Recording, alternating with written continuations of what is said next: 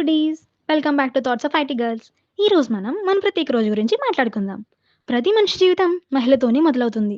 మహిళతోనే కొనసాగుతుంది కూడా. మనం పుట్టగానే మొదటి మహిళ అమ్మ. పెరుగుతున్నప్పుడు మనతో ఉండే మహిళ అక్క, చెల్లెళ్ళు.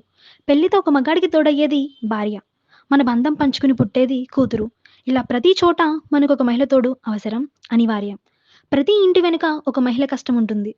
ఆమె నవ్వు వెనుక ఎన్నో త్యాగాలు దాగి ఉంటాయి.